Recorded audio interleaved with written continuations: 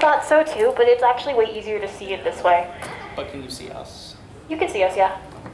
We're kind of cutting it off, so if we're like moving around the building, that's perfectly fine. But if we're sitting down, we're gonna slightly cut off the picture. But I don't think we're gonna be sitting down for like the. I plan on sitting down. I've been standing all day. See, I've been standing all day too. I don't care. Personal mic. I don't need these microphones. I have my own. I'm being a silly goofy man. A silly goofy boy.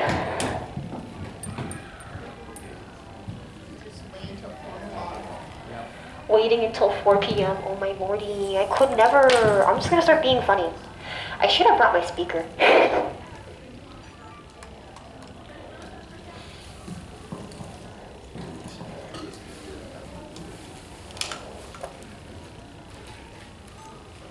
Panel time.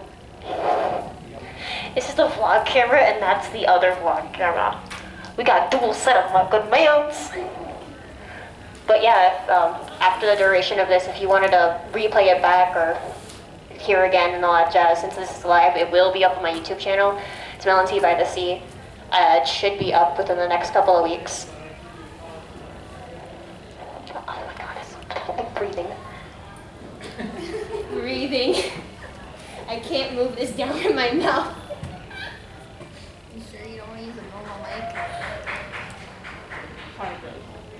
Hard mode. This thing wants to bug in and out, man. I can't believe Sin isn't using one right now.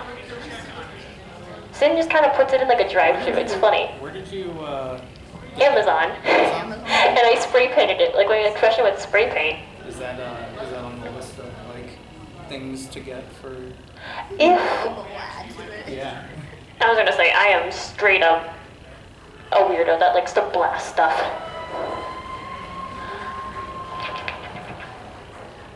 Is that a longer panel? Yeah. They only do 45, so they're always so sad. No, unless you're like the main Oh, main events, yeah. They wouldn't let us. They would definitely not let us in the main events.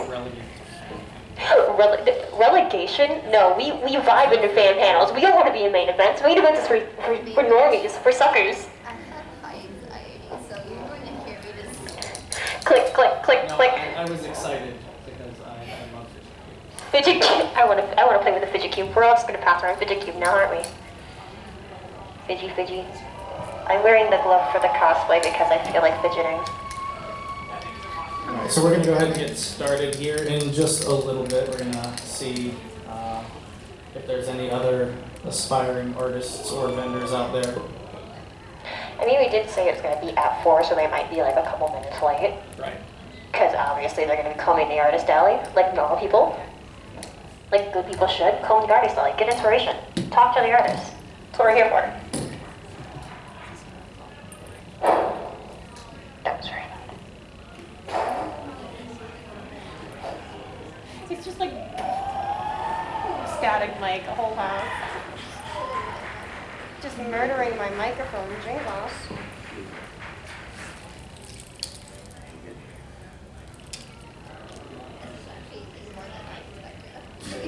What the heck? I've been telling a lot of people about it, being like, I oh. actually expected like maybe one person. Because not a lot of people are like interested in vending. That's a lie, you know it. That is a lie, you know it. Yeah.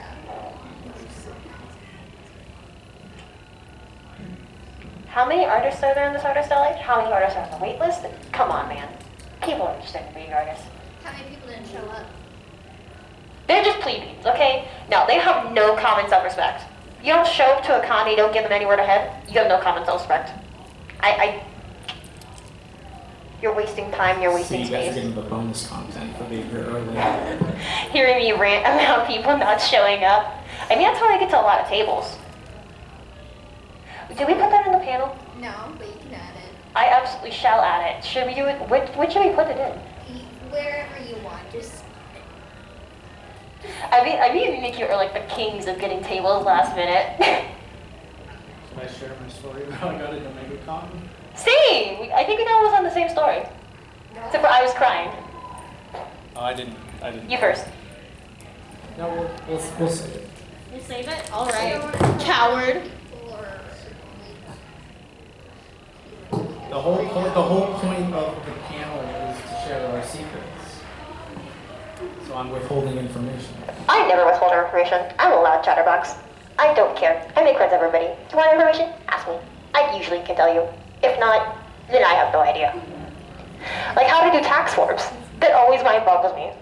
You forgot to add tax form pieces? Oh my god. There's like a section about taxes. Like, Well, I that's mean- neat, but I didn't think we'd get actually. that much into Taxes are a little weird and wonky depending on which part of the states you're in. If you're in another state, it's different sales tax, different withholding tax, different surge tax.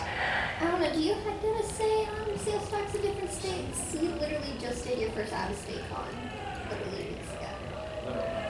it. No, I didn't before.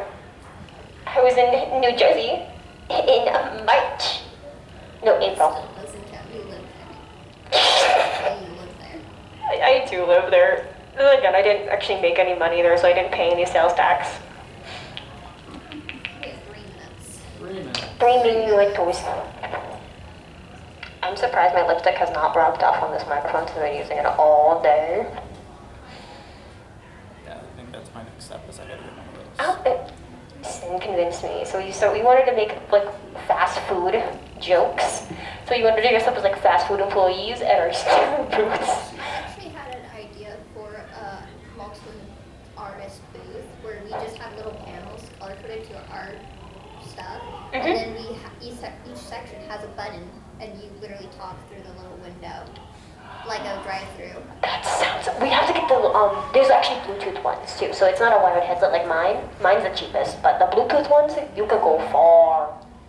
I really want that one, but then again, if taking that thing apart is harder than taking this one apart, it's just a couple screws and the taping it off. So because I have to have everything green. Like, I already asked I spray them paint the shit out. about it, and they said that we have to apply it as a studio, not individually. So, But I do not. I have a oh no, so we make a studio name and we basically just, I have a studio name. what is that? Chef Media and Talent Group LLC. We were just gonna call it Big Artists. Anja, that would be pretty funny though. Cause like if I was a part of it, I would be the drink. I would really do. My entire booth is themed after bubble tea. Come on. All right. Well, I think it's close enough time. We'll go ahead and slowly get started and see if anybody else trickles in. But first of all, I want to thank you guys for coming. This is actually our first attempt at a panel. Like I said, we are artists ourselves, so we wanted to just kind of welcome. Hello. This is from attending to vending, tips, resources, I wanted and to make everything. sure. I thought it was Yeah, come on in. We were just about to get started. Yeah, no, we get a lot of people that you know will come up to our booths and after admiring our art will ask questions about like oh how did you get started, how did you how does one get into this thing. So we kind of thought it's like, well, you know what, let's share that information with people. So before we get into that, we'll go ahead and do some introductions. Hi, I'm Fair Lady Gallery. I've been in the art scene for 11 years and the comic scene for 5. My name is Trent, also known as the Mimikyute guy. It's my artist name. I have been an artist for about 5 years now, and have only been doing the convention scene for about 2 years. So kind of a baby compared to these two, but I learned very quickly. So This thing just turned off. Oh no. Hello. You can call me Melon Leo or Leo for short. My artist name is melonteabythesea. I've been doing art. I've been trying to get into this profession for about 9 years now. I've been successfully making and manufacturing products for about 5 years, and I've been in the convention scene for around 2.5, almost 3 years. Hello. welcome, welcome. No, we can go ahead and get started. So, yeah, so from attending to vending, tips, resources, and everything you need to know to get started boothing at conventions. believe that, you know, all of us at one point, you know, had just, you know, been attending events. Sure. I never actually been to a con before I started, so Okay. I'm not like you guys. Let's talk about me. My first convention was SosabeCon, I think, in 2014. That was my first convention, so. I've been going to conventions since I was very small, and always, you know, had a penchant for just running right to the artist alley, you know, past all the vendors, past all the celebrities and everything, because I just, you know, as an artist myself growing up, just really wanted to, you know, support the local artists. It was very important to me, and just to see all of the talent that's out there. So, just spacebar. It's just go straight. Okay, there we go. Okay, so. So every application always starts with a portfolio, just so you know what you know. And there's different ways to start your portfolio. Of course, you need to, you know, draw or make art, posting, all that. That's popular things in the artist alley. And you have to, you know, post those. So what platforms do you use? Oop, we already passed that part. I think we might have skipped a slide. There we go. So, there we go. So, easier ones, DeviantArt, everyone knows that, ArtStation. I actually prefer ArtStation because if you want to further your career into, like, again, studios or like gaming companies for character design, studios can actually look for you through that site. And Kara's, is that how you say it? Kara? Kara. Yeah, Oh, yeah, that's Kara. the new one. I haven't actually tried that one. So really what it comes down to as far as picking, you know, Yeah. where you want to show your art or your portfolio, so to speak, is figuring out what kind of, you know, artist or vendor that you want to be. There's several different types of art. You've got, you know, of course, 2D art, in which case you would manufacture, you know, stickers or prints, things like that. You've got sculpt making, jewelry making, pins, charms. I mean, we have the whole list That's the up here, whole right? list. So there's a lot of different ways and a lot of different avenues that you can take, and really figuring out what your niche is and what your talent is going to be that very first step of, okay, I want to get into this profession, I want to get into this industry, what do I want to do? And then from there, that's where everything kind of blossoms. Yeah. And just so you know, with portfolios and doing cons, there is a rule called the 50-50 rule. 50% fan art, 50% original art, and just be warned of the fan arts you choose because they are copyrighted, and if a con finds out and they're strict on it, you will get banned from every con. Cool. Do we know any ones that aren't like supremely copyrighted or have like licensing agreements on them? We didn't get that far with that. But one of the important things to note is that when you're applying to different conventions, when you get to the point where it's like, okay, I'm ready to you know, put my name out there, they'll have all of like the terms and agreements. They'll have all of the information as to, you know, there's some conventions that are even just 100% original. They do not allow you to do any fan art whatsoever, and it's kind of a gray area as to what is considered fan art, but it's you know, just one of those things to consider, especially, you know, when you are you know, getting into figuring out what your niche is. For example, I am 100% a fan artist. So I do have some pieces in my portfolio that I can share when I'm doing my application process to get my foot in the door. But it kind of restricts me from doing some of those other conventions. I believe like New York Comic Con. New York Comic is a Con, big one. Dragon Con. Those ones there. Big major ones. They are very strict on making sure, because they have, you know, a lot of the bigger conventions, they have licensing agreements with, you know, Nintendo, Hoyoverse, you know, all of these different places, and so they don't want to ruffle any feathers by having people, you know, selling art of their intellectual properties.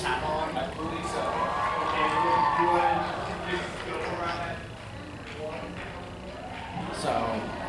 Of course, social media is another platform that you can share your art on, and there's multiple different ones. What would you say is like the easiest one to use? So this is kind of my expertise. I actually have a degree background in marketing, and so I spent a lot of my time growing my brand, which is a later section. I'll go into the specifics of that, but social media in particular, I've had a lot of success with, especially for artists, Instagram. Instagram is probably going to be, the best option for getting exposure, getting your, images of your products out there. You can have just one page that is just, your brand. I know some other artists, they'll have, a brand page and then they'll have a separate Instagram page for just their art. Another good resource, of course, is, any short form content. So, welcome guys. Short form content, so TikTok, Reels, YouTube Shorts. Again, if you're trying to get more into the artist space, there is a fine line between being an artist and doing vending events at conventions and being a content creator, which I kind of toe that line a little bit as well. But the short form content is another really good way to get your information out there, to get exposure, and just grow your brand. You can also go to like the video type ones, like YouTube, which you do, or Twitch, and you can just draw on there, and that can also be your portfolio. It is allowed. You can use video platforms as your portfolio. And how do you choose a convention? Yep. So this is an excellent question that a lot of people, it's like, well, how do you know which ones you do? And it's 100% trial and error, mostly error. Yeah. I'm gonna be real frank. The industry is very very interesting in the sense that you could do an event one year and it's your best event the entire year, and you get invited back and you do it again and it's just an absolute dud. It's you really don't know. You have a feeling for which ones are going to be more popular. The bigger conventions, obviously. Here in the state of Florida, you've got you've got MegaCon, SuperCon, Bold Matsuri, WasabiCon. But ultimately, it's going to be about networking, which is another big facet of joining the art community, getting to know. I mean, like I said, I've only been doing this for about 2 years, and have become really good friends with both of them just through doing events, and just boothing next to people, and just you spend a lot of time with your booth mates, over the weekend. So it's a good opportunity to get to know them, get to learn where they're from, how long they've been doing it, and ultimately, kind of just put that information in your back pocket. But I know from my personal experience, starting with smaller events, there's a lot of conventions out there, but there's also like a lot of like little markets, and local rec centers will sometimes do little events, and they'll want artists to be able to set up booths at. So getting the experience and the exposure there is a good low cost way of getting started, and then working your way up to some of the bigger events. Anything to add? My favorite tip and trick is if you make friends with artists, like keep a hold of them, but also if your artist friend's going there and they don't know about the con and you think you want to try it out, just go with them. No matter what, if you make friends in a place, you're always going to have fun. And the main part about this is having fun, not just making money. But yeah, local cons are the best thing.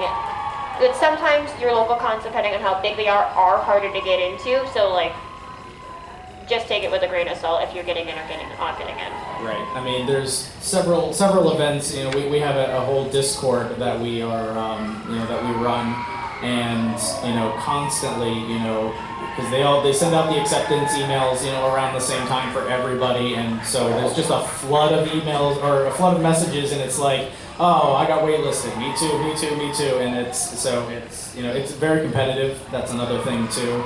But to go off of what Melon was just saying, yes, you are trying to run a business. Ultimately, the end goal is to make art, but to then sell that art and to get your name out there and to hopefully grow your business. But there is something to be said about networking and how invaluable that can be as well, and making sure that even if you don't sell very much, if you handed out a ton of business cards and you saw that you got 10, 15 followers in a day on Instagram or TikTok, I mean, that's a huge win, and that can also speak volumes. So.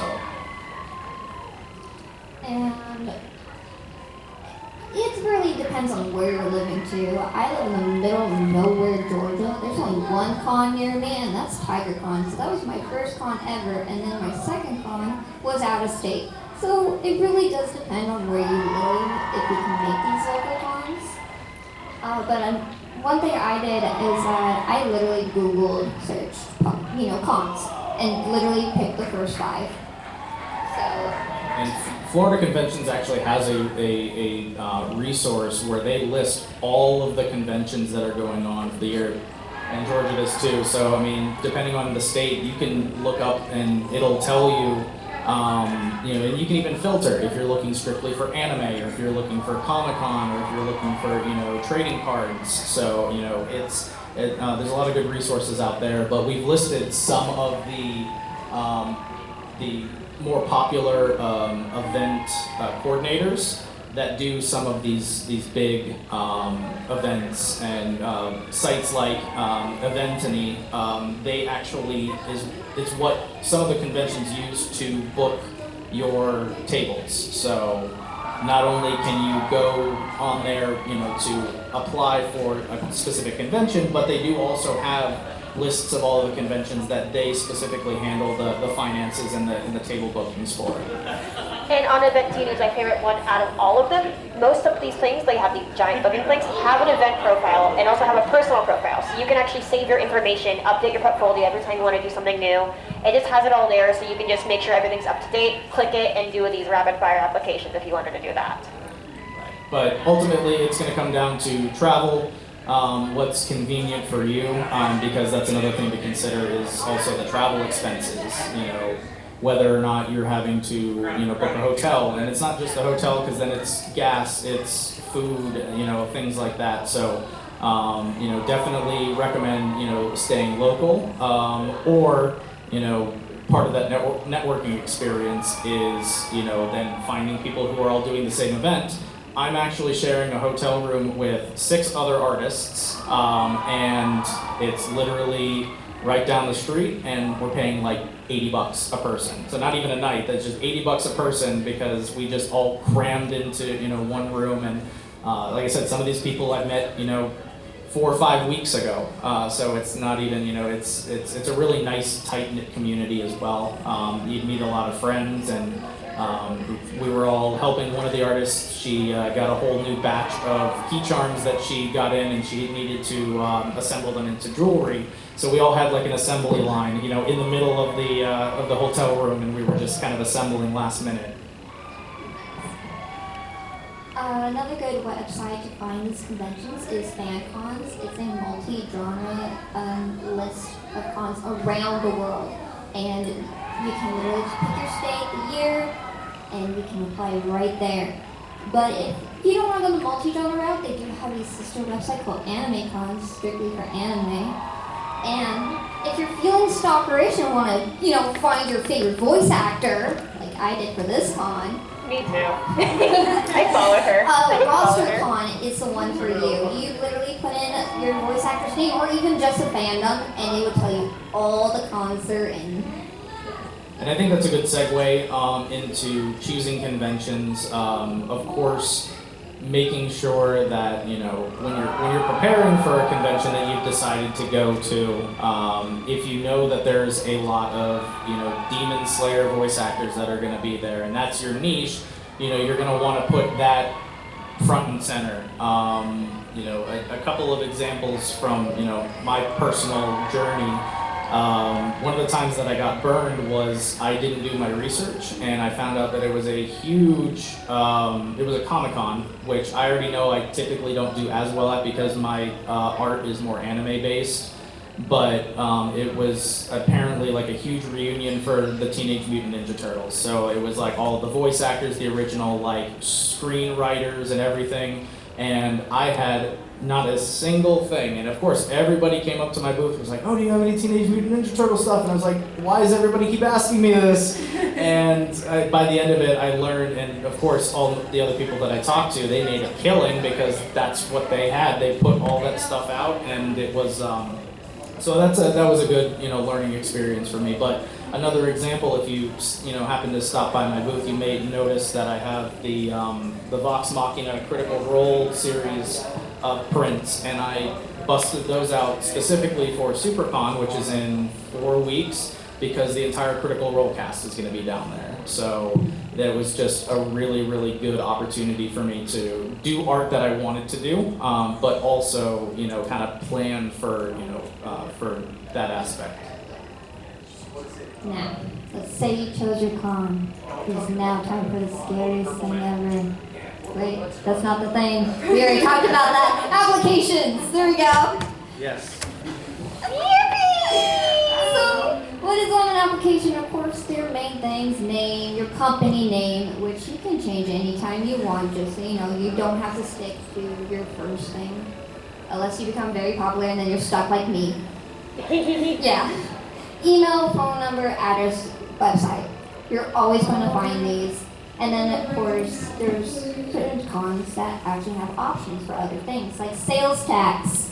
Do your research on sales tax, people, because it will bite you in the butt. It has bit me in the ass multiple times. That's gonna be more for like out-of-state conventions, Yes. Or if you do happen to live in a state that has different sales tax. One of the nice things about being in Florida is that there's no state or local tax, just only federal taxes. So for those of you that have done your own taxes, but for business purposes, there's a lot of ins and outs that go into the tax process, but it's just one of those things that, if you're taking, cash or card payments, you want to make sure that you just add, sales tax to it, so that way, when it comes tax time and you go to report your income, that, you have that extra money to then, put towards that. And if you are going to do out of state, you don't have to sign up for a business license to get your sales tax number. There's options to get a temporary one, but they're really hard to find, so you have to do research on that. Again, it will bite you in the butt. I do want to touch real quick. So one of the aspects, of course, is website, and there's a couple of different options. And we didn't actually write this on the slideshow, but I would definitely take note of this. There's a website called Linktree. And it's actually linktr.ee. But essentially what that does is it's a free website that allows you to, and you can even create a QR code for free. So all of the QR codes that I have on my business cards, on my flyers, they go not to my website, even though I do have a website, it goes to my Linktree because it allows you to then categorize everything into one area. So you go to the Linktree for, Linktree/mimikyute guy.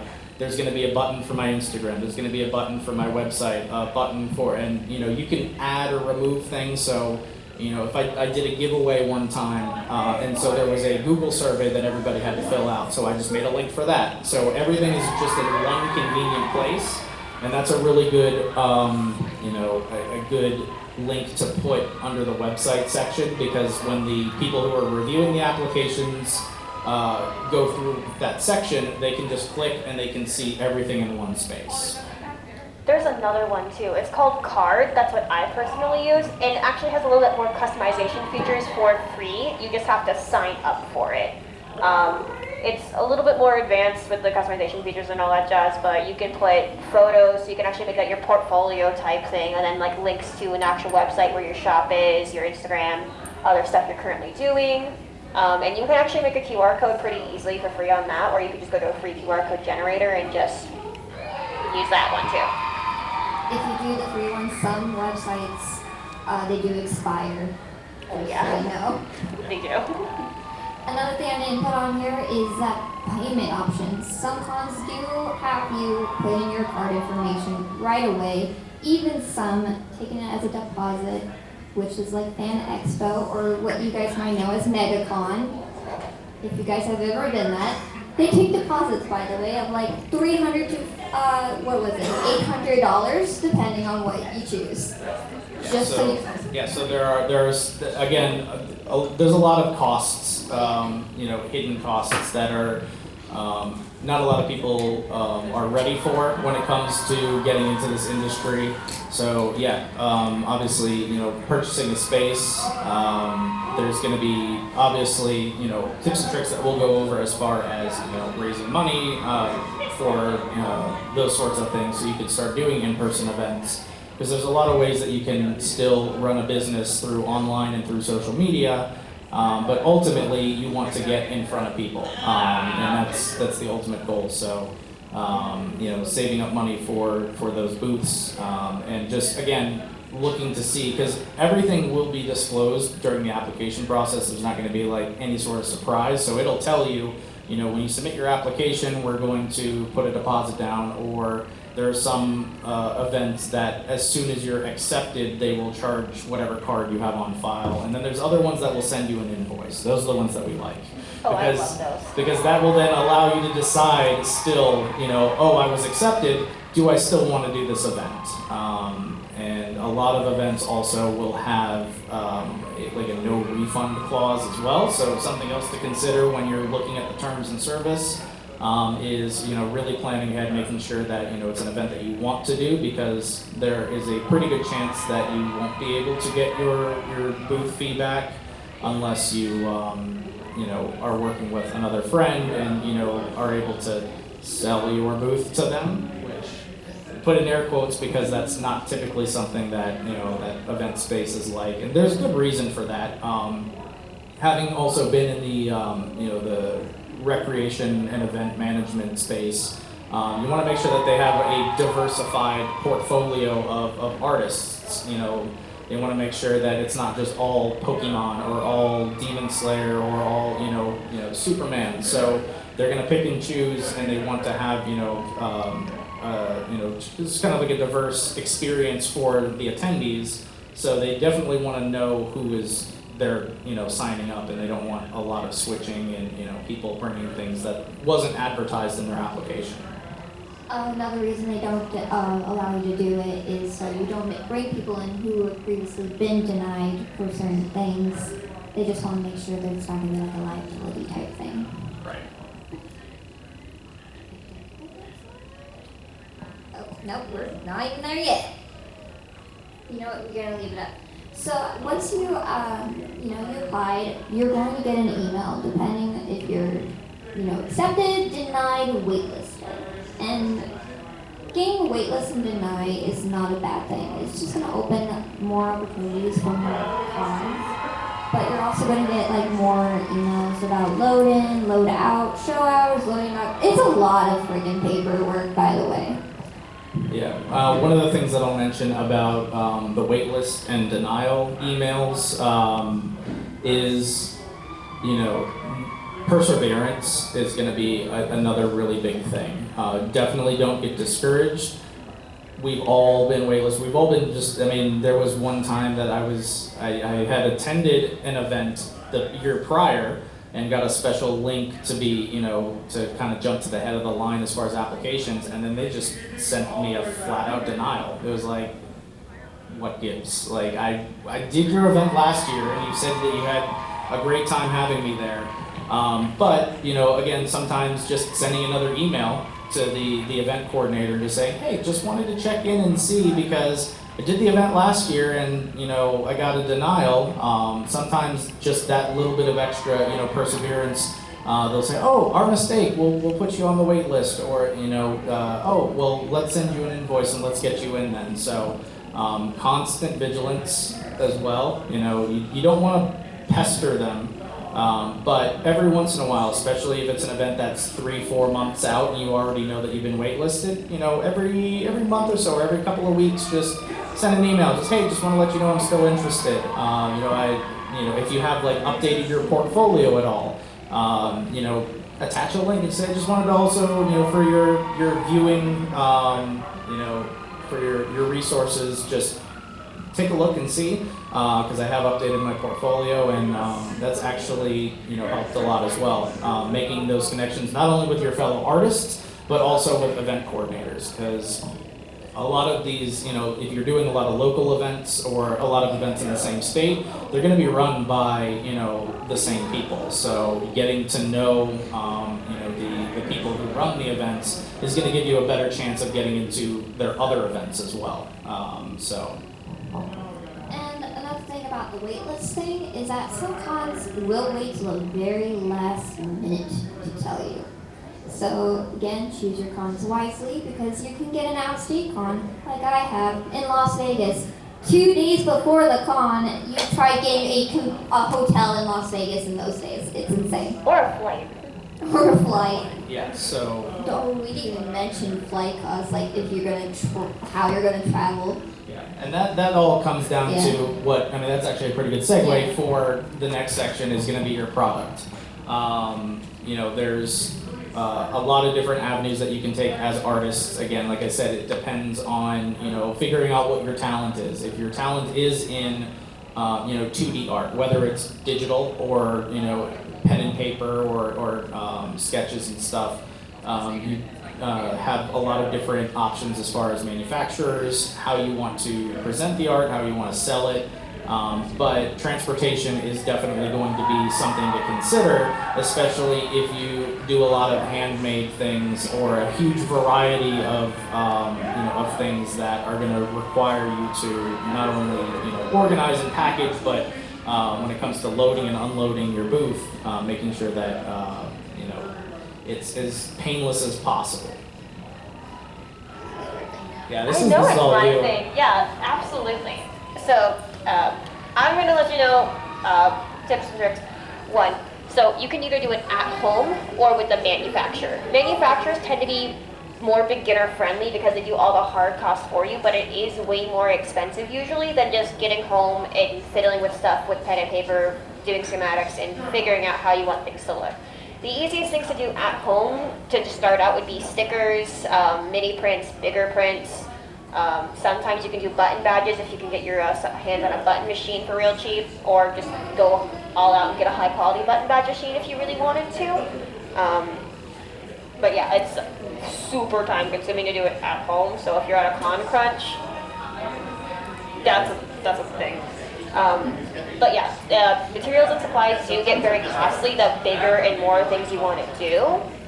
But menus are my personal favorite to go for, especially for certain items. So if you wanted to do like anything with acrylic is the easiest to get through a manufacturer, unless you want to buy a 3,000 plus laser cutter. No, do not want to do that. Also, I don't know if it's listed here or not, but the difference between doing things at home versus a manufacturer is going to be the turnaround time.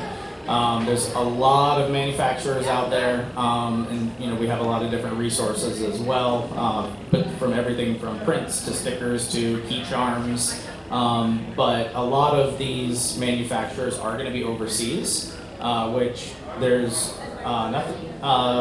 nothing necessarily wrong with that, but take into consider the amount of time it's going to take not only for them to make the product, but then for it to get to you, because there's a lot of red tape with customs and things like that as well. So some of the things that could be made at home, which again, there's a lot of trial and error with that, mostly error. But you know, it allows you to do things quickly, or to you know, if you're trying to test out a new product, you know, you don't want to have to order 50 of it, wait 3 months for it to come in, and then realize that it's a flop, that it's not something that anybody wants. Whereas if you have the ability to do it at home, you can make 1 or 2, and then, oh wow, both of them sold within the first hour of the event. Now I know I can go home and make more. Back on that thing with the turnaround time. So if you go, and there's different places, a couple sites that you can find manufacturers and all that jazz, but certain manufacturers, depending on certain times of years, their turnaround time could go from a month at like maximum for like the initial part of the year to almost 3 to 4 months, depending on holidays and other stuff and customs and all that jazz. But there's other places that get really, really short around the holiday time, where you can get it in like less than a week. Because I have gotten like almost 300 charms made in less than a week and shipped to my house before a convention. It just all really depends, and it's all which manufacturer you want to go with. But holiday times are the biggest thing to look for when you have manufacturers, because since they are overseas, there's different holidays. They're closed for different periods of time. It all depends on that company, so you got to really look into your manufacturers. Do you want to go through like the other stuff with them or anything, or do you have a menu list? Just basics. Yep, there we go.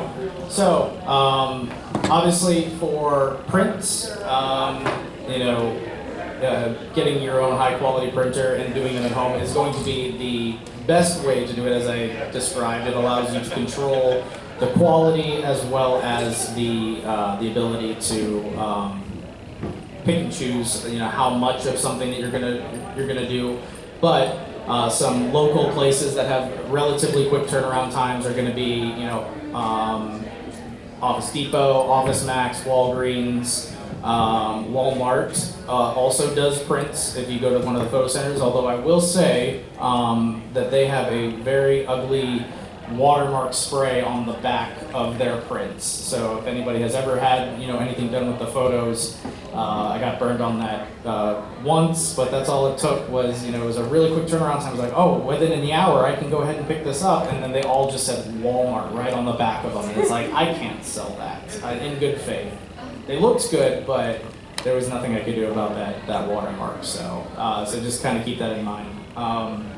As far as, I don't use manufacturers. oh, Yeah, okay. you're the thing that use manufacturers, so like, I don't use manufacturers. I don't use manufacturers, make everything at home. You use manufacturers, I you use use one, one. which is Vogue Race. Yeah, so Vogue Race is kind of, again, it's one of those easy, get your foot in the door industry standards, because they do a lot of the things that you see in Artist Alley. I could almost guarantee that, a good percentage of the things that you see are through Vogue Race, not only because of their quality, but because of the wide range of, of products that they offer. So everything from key charms to the body pillows, notebooks, and it's nice because they also have their own design team. So they will work with you. As a matter of fact, I had some shaker charms recently made, and normally I can upload a file and then they'll send me the proof and I'll approve it. But there was a decent back and forth of like, hey, we can make it this big, and then you'll be able to fit this many little shaker pieces in. And then if we put the clasp on this side, so they work with you as well, and they have a pretty good customer service. If there's something wrong, if it was the wrong color or anything, they're pretty good. But again, this is going to be one of those overseas manufacturers, so you're going to want to plan ahead, making sure that you have ample time to get those products in. They will also help you with packaging those products as well. And I think they're the only ones I know that do that. Yeah, besides a few other Alibaba manufacturers, Yeah. and Alibaba is actually a giant site that houses manufacturers. So if you were going to order from Alibaba, you have to go in, send an inquiry, tell them what you want, send them the files, kind of talk back and forth. It's kind of the same thing with like Vogue Race, but a little more a little more work and a little harder to navigate, because you have to look up what you want to get, look at the reputation of the manufacturers, because you'll get burned, cries, and they're a little more on the can't understand some lingo sometimes. So when you're talking everything, you have to kind of be careful of how you word stuff so they don't misconstrue it. You don't waste time. I've learned that the hard way. Yeah, definitely say that, especially when working with overseas manufacturers, there are going to be some language barriers, and so, but you'll learn how to, because typically you'll find one person who will be, you'll find a company that will manufacture, but then you'll have your own rep. And that'll be your go-to person. So for my enamel pins, I have this one girl, Stella, and she's fantastic, and that's all I go to. I actually, became friends with her on Instagram, so it was easy for me to communicate directly with her instead of going through her company to get to her. So you'll typically find your own rep, and then one of the things that was difficult for me getting into this industry was there are some artists and some vendors that like to keep things close to the belt.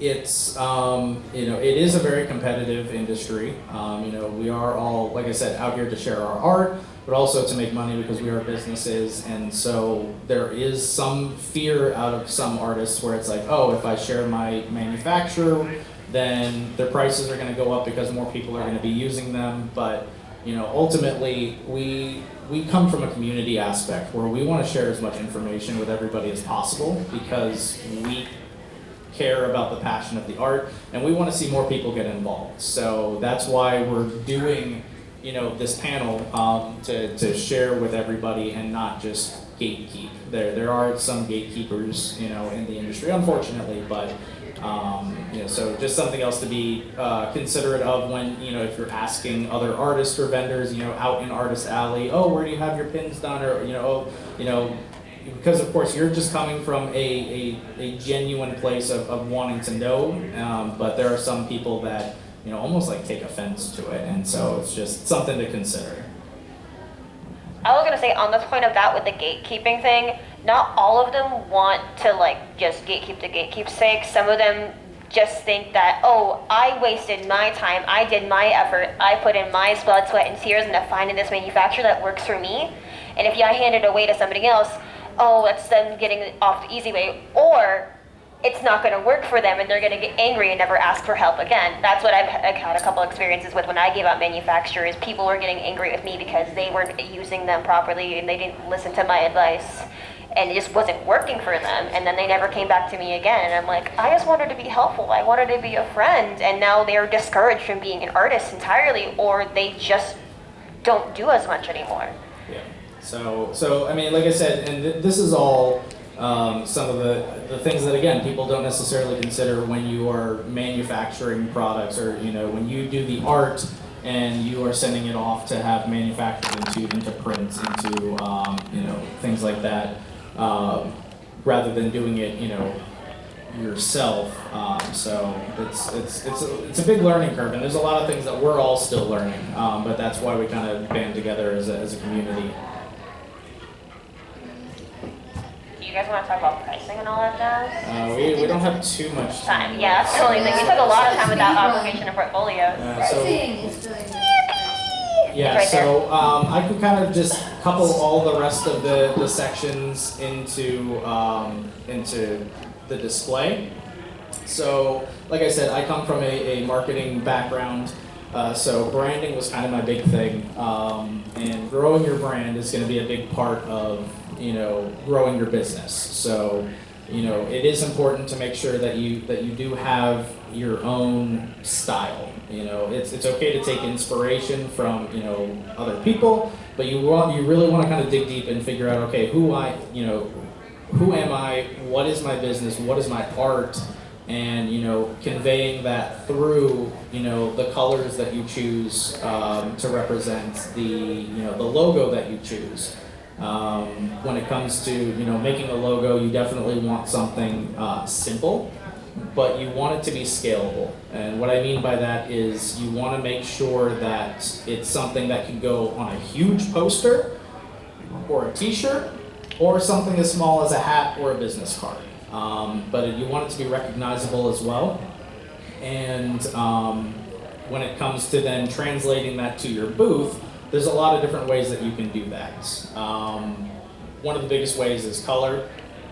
Grid shelves, you'll see all of those all over Artist Alley. Those are our best friends because they are customizable. They come in a bunch of different colors. They're cheap. They're cheap. It's really easy to You can do get like everything. 60 panels off Amazon for like $20. And they store easy. They're easy to transport, but they allow you to do a lot of different I don't know if you have configurations. No, I don't have any of those. I'm trying to find examples. Gotcha. I mean, you can obviously, as soon as the panel's over, go back out into Artist Alley and you can see how people, do different things with them.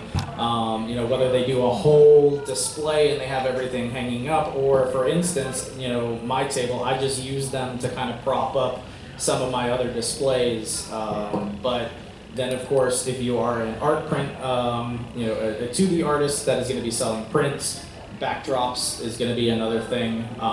There's a lot of different ways that you can display your prints. My recommendation is if you can find one of these backdrops, again, a lot of this stuff can also be found on Amazon pretty cheap. And then you know, just magnets. They're your best friend. You get a canvas background for, you know, photo shoots, and then you can just use magnets to, you know, post everything up. And of course, you can use different items that you can literally find at the dollar store too. You can find them at the thrift store. That's what I did with my That's where half my first display's from. Honestly, when I was first getting started, you know, every event that I went to, I went with a notepad, and I just walked Artist Alley and just took notes. And, you know, there are some people, you know, you definitely want to ask permission before taking pictures of people's booths, because again, some people can be a little iffy on that. But yeah, I mean, get some pictures, get some references, and try different things. You know, I'm constantly being made fun of in our community because I never have the same setup ever, and I'm always stressed out during load-in because I'm trying to figure out how I want to set up my booth this time. And, you know, it's obviously a lot easier when you have, you know, a tried and true. I mean, Melon has everything like labeled, like this is the front left panel of this side of the booth, and this is front left panel 2, and it makes it so easy for setup. But that also comes from me learning the fact that my display, I have it vinyl. So I have the grid cubes, and I custom vinyled it to fit my theme and my branding. But with that custom vinyling, you gotta label stuff. Otherwise, you're gonna end up like being mimikyute at Otaku Fest screaming. But before we wrap up, I know we didn't quite get to everything. Here's of course a couple of different examples of, you know, different booths, and you can see just using the grid walls. There's one of my old booths. The difference of, you know, backdrops versus you know, the grid walls. There you can see kind of some of those smaller displays up front. But I do want to open the floor for questions because we do have a couple of minutes. So if anybody had anything specific that wasn't covered or anything you want to know, I will give the floor to you guys. You can just raise your hand or blurt something out, honestly. I guess that's it. All right. Were we all encompassing? Damn. Yeah. Good on us. So, like I said, we didn't get through too much. This was our first panel ever. Like I said, normally we're artists, so we just kind of sit in Artist Alley, but we appreciate you guys. I'm the only one who knows how to talk. I talk too much. Yeah, we appreciate you guys coming out. It does mean a lot. We have our business cards up here, so feel free to take some business cards, and then There's a sheet on there. You can write your email if you wish to join our Discord. Again, it's just a great way to network with other artists. We're just, you know, we can literally help each other. Help you. so. And if you have any questions after just an panel and you Yeah. can think of it later, always come to our booths. Yeah. We're literally right here, super close to the Artist Alley. I love talking to people, and I love annoying that one. So, thank you guys again. We appreciate it. Like I said, I'm the mimikyute guy. This is Melon Tea by the Sea and Fair Lady Gallery, and we hope to see you guys again. I'm just gonna do a little plug thing. Like I do YouTube, so I have a bunch of vlogs about me just going to conventions and screaming because I ill plan stuff. And you can just learn from my mistakes and other artists' mistakes by going on YouTube and searching up Artist Alley YouTube, vlogs. Pinterest, your best friend. Absolutely. It's also very fun and entertaining to scream.